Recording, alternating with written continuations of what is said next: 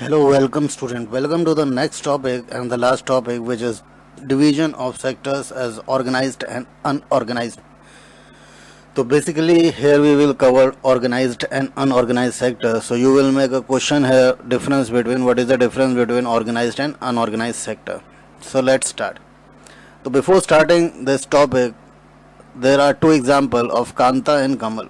So listen the example carefully so that you can easily understand and make out the difference between both the two scenario of organized and unorganized sector. Kanta works in her office. She attends her office from 9:30 a.m. to 5:30 p.m. She gets her salary regularly at the end of every month. In addition to the salary, she also get provident fund as per the rules laid down by the government. She also get medical and allowances. Kanta does not go to office on Sundays. This is paid holiday. When she joined work, she was given an appointment letter stating all the terms and conditions of the work. Simple as that. पढ़ने के बाद समझ में आ रहा है कांता एक सरकारी कर्मचारी है ना। उसका ऑफिस 9:30 से 5:30 बजे तक है शाम के। उसको एक सैलरी मिलती है जो उसको हर महीने के एंड में रेगुलरली मिल जाती है। सैलरी के अलावा भी उसका प्रोविडेंट फंड बनता है जो उसकी सैलरी से कटता है, जाहिर सी बात है, जैसे रूल सरकार ने बना रखा है as the rules laid down by the government. She also gets the medical and other allowances. Medical मिलता है, मेडिकल पेड लीव होती है अगर आप मेडिकल ग्राउंड्स पे बीमार हैं तो, और भी कई सारे अलाउंसेस होते हैं, टीए होता है, डीए होता है। Kanta does not go to office on Sunday. Sunday को उसकी छुट्टी होती है, वो एक तरीके से पेड लीव होती है। This is a paid holiday, मतलब the holiday for which you are been paid. When she join the work, जब उसने ये नौकरी ज्वाइन करी थी, उसको एक अपॉइंटमेंट लेटर मिला था जो उसने साइन करा था, और उसमें सारी टर्म्स एंड कंडीशंस स्टेटेड थी, मतलब मेंशन्ड थी, जो उसके काम की थी, जिस जॉब में उसको रखा गया था। Now the second example is of Kamal, जो कांता का नेबर है। इस Kanta's neighbour, he is a daily wage labour in the nearby grocery shop. Grocery मतलब राशन की दुकान पे वो लेबर का काम करता है पास में ही। He goes to the shop at 7:30 in the morning and works till 8 p.m. in the evening. 7:30 बजे सुबह जाना होता है और शाम के 8 बजे आता है, जबकि कांता 9:30 जाती है, 5:30 आ जाती है, उसके बाद जाती है, उसके पहले आ जाती है। He gets no other allowances apart from his wages. Private job, कोई सैलरी के अलावा कुछ नहीं मिलता, जो मिलता है सैलरी मिलती है। He is not paid for the days he does not work. अगर वो छुट्टी पे होता है उसके लिए उसको पैसा नहीं मिलता है। He has therefore no leave or paid holiday. उसको कोई लीव नहीं है, कोई पेड हॉलीडे नहीं है। कांता को संडे पेड लीव मिलती है, उसको तो वो भी नहीं मिलती। Nor he was given any formal letter saying that he has been employed in the shop. और जब उसको नौकरी पर रखा गया था उस दुकान में, ना उसको कोई ऐसा एम्प्लॉयमेंट लेटर मिला था जो कांता ने साइन किया है, बट उसको मिला ही नहीं। He can be asked to leave any time by his employer. जब भी उसको जिसने एम्प्लॉय कर रखा है, जब वो कहेगा उसको नौकरी छोड़नी पड़ सकती है, तो उसकी जॉब जो है वो सिक्योर्ड भी नहीं है। दोनों एग्जांपल से हमको एक चीज़ समझ में आती है कि वो प्राइवेट सेक्टर में है कमल, क्योंकि वो सर्विस सेक्टर में है, और कांता एक जो है वो गवर्नमेंट सेक्टर में है ना। तो private public sector and private sector की बात है। वहाँ पे वो सारी चीज़ें उसकी फिक्स है, उसको सब कुछ मिलता है, पेड लीव मिलती है, ज्वाइनिंग लेटर था, उसको फैसिलिटीज़ मिलती है, मेडिकल मिलता है, अलाउंसेस मिलता है, पेड लीव बता ही दिया, जबकि इसको बेचारे को कुछ नहीं मिलता। Do you see any difference in the condition of work between Kanta and Kamal? दोनों काम में फ़र्क मिलता है, बहुत फ़र्क मिलता है। अब यहीं से आप डिफरेंस बनाना शुरू कर देंगे, दोनों के काम में क्या फ़र्क है। Kanta works in an organise sector, whereas जो दूसरा है Kamal works in an unorganise sector. यहाँ पे पहले एक लिख दिया है, फिर उसके बाद दूसरा लिखा है। आपको दोनों को पढ़ के अंतर बताना, आपको डिफरेंस के फॉर्म में ये आंसर लिखना है।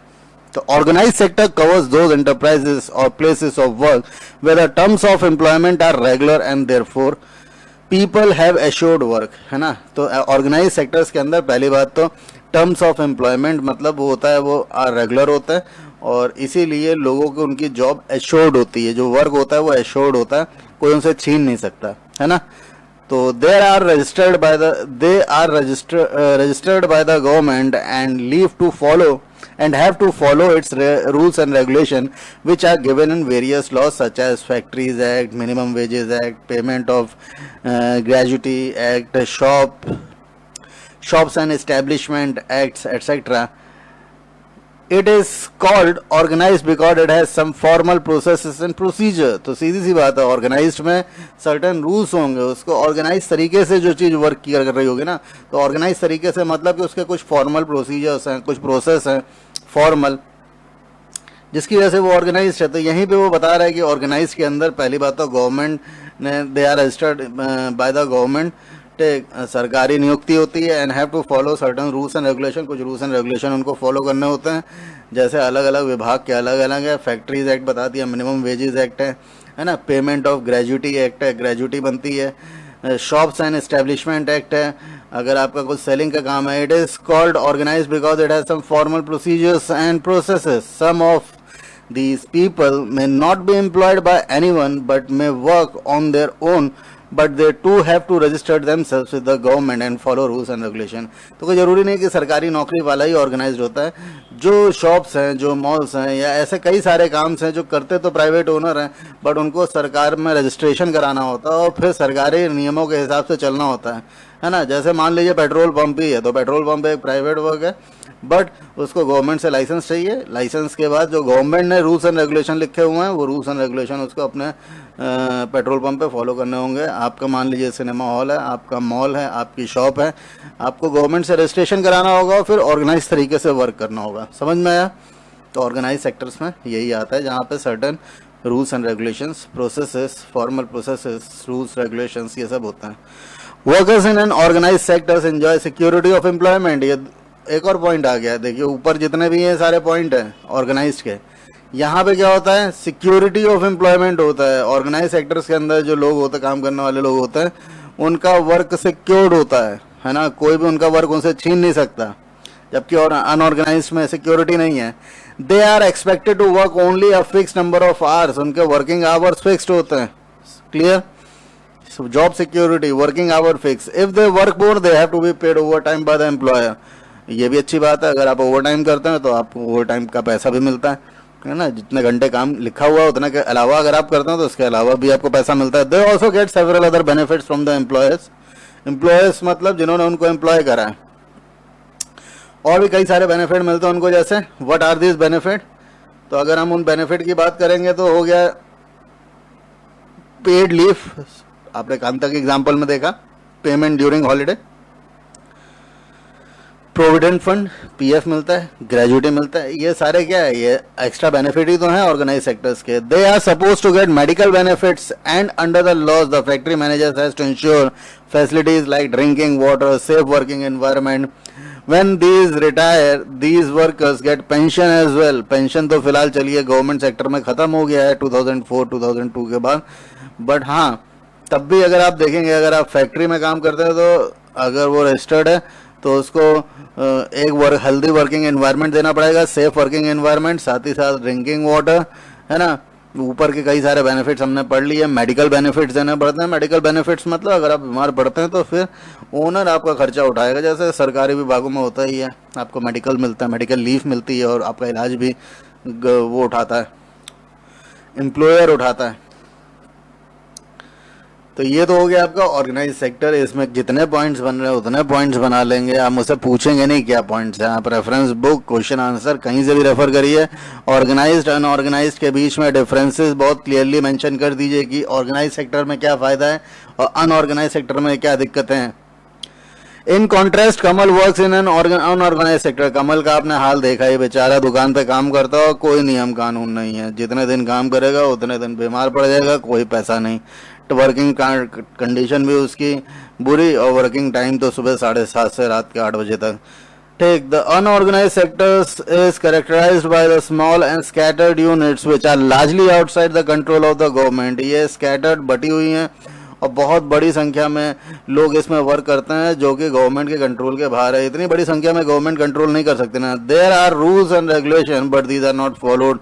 हाँ, उनके लिए कुछ रूल्स एंड रेगुलेशन है, बट हर जगह उनको फॉलो करना भी बहुत मुश्किल है। जाहिर सी बात है, हर आदमी जो है कम से कम में काम कराने को तैयार हो जाएगा।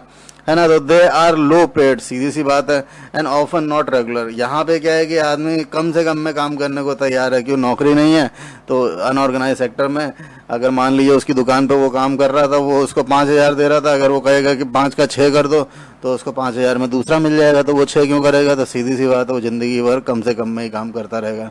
और and often not regular, regular भी नहीं है। दुकान वाला जब उससे परेशान होगा उसको निकाल देगा, या जब भी वो पैसा बढ़ाने की बात करेगा उसको निकाल देगा। There is no provision for overtime. अगर कभी फेस्टिवल का टाइम है, कुछ टाइम है, दुकान पे वो ज़्यादा टाइम काम करता है, तो दुकान वाला तो फ़ायदा कमा रहा है, बट उसको कोई उसमें फ़ायदा नहीं है ओवर टाइम का। पेड लीव नहीं होती है, अगर छुट्टी है तो छुट्टी है, चलिए ठीक है, अब तो चलिए मंथली पर रख लेते हैं, बट उसके बावजूद भी त्योहारों के टाइम पे भी उनको काम करना होता है। Holidays due to sickness etcetera, अगर बीमार हैं तो उसका पैसा भी काट लेते हैं। Employment is not sure, employment sure नहीं है यहाँ पे। वहाँ पे सिक्योरिटी थी, एम्प्लॉयमेंट सिक्योर्ड था, यहाँ पे कोई सिक्योर नहीं है। क्यों, कभी भी नौकरी जा सकती है भाई, उसकी दुकान बंद, आपका काम बंद। People can ask to live without any reason, यहाँ पे बिना किसी कारण के, बिना किसी नोटिस के आपको नौकरी से निकाला जा सकता है। जबकि ऊपर आप जो है वहाँ पे एक डॉक्यूमेंट साइन करते हैं ना, employment letter, appointment letter sign करते हैं, जिसमें आप साइन करते हैं और आप उनके साथ बाउंडेड होते हैं, वो ना आपको निकाल सकते हैं ज़बरदस्ती, कोई कारण देना पड़ेगा, strong reason. When there is less work such as during some season, some people may be asked to leave। अगर काम कम रहता है किसी समय, तो वो दुकान वाले उनको, या ऐसी जगहों पे काम वाले उनको हटा देते हैं, क्योंकि उनका पैसा नहीं निकलता है। तो जाहिर सी बात है, जब पैसा नहीं निकलेगा तो उनको काम पे क्यों रखें। A lot of depends on the whims of the employer.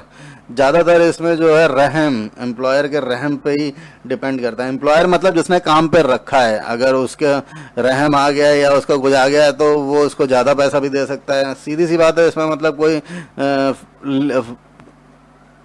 Formal process नहीं है ना। यहाँ पे सब कुछ इंसान की सोच के ऊपर है। अगर मैंने काम पे रखा है, मैं अच्छा इंसान हूँ, तो मेरे नीचे जो काम कर रहा है उसको मैं सारे फ़ायदा दूंगा। लेकिन अगर मैं बुरा इंसान हूँ, तो मेरे नीचे जो काम कर रहा होगा वो हमेशा परेशान रहेगा। This sectors includes a large number of people who are employed on their own doing small jobs such as selling on the street or doing repair work। और ये जो सेक्शन जिसकी हम बात कर रहे हैं अनऑर्गेनाइज सेक्टर्स की, इसमें बहुत बड़ा सेक्शन वर्क करता है, क्योंकि जो ऑर्गेनाइज सेक्टर है वो बहुत लिमिटेड है ना। और अनऑर्गेनाइज सेक्टर्स जो है बहुत बड़ा है। इसमें एक ठेला लगाने से लेकर, रिक्शा चलाने से लेकर, दुकान पे काम करने वाले से लेकर बहुत लोग आ जाते हैं, रिपेयर वर्क करने वालों से लेकर। Similarly a farmer work on their field, a farmers work on their own and hire labor as and when required। Similarly, a farmer work on their own and hire laborers as and when required। तो farmers भी या तो ज़्यादातर खेतों में खुद काम करते हैं, या तो लेबर को तभी रखते हैं जब रिक्वायरमेंट होती है। तो वहाँ पे भी जो लेबरर, फार्म लेबरर है, उसका भी वर्क रेगुलर नहीं है। तो कहने का मतलब ऑर्गेनाइज सेक्टर्स में बहुत सारी परेशानियां हैं, जो कि अनऑर्गेनाइज सेक्टर्स में बहुत सारी परेशानियां हैं जो कि ऑर्गेनाइज सेक्टर्स में नहीं है। तो अब मेरे ख्याल से ईजी है, डिफरेंस लिखिएगा, उसमें क्या फ़ायदा है, इसमें क्या नुकसान है, ढूंढिएगा इसको रेफरेंस बुक्स में। अब आंसर जब पढ़िएगा तो देखिएगा वो सारी चीज़ें यहीं से ही कवर कर रहा होगा। चलिए, thank you class. With this note we end up this chapter. If you have any doubt you can ask on Google classroom, you are always welcome there, and we have already completed 3 chapters, and let us see what will be the next chapter we will take on. चलिए, thank you class।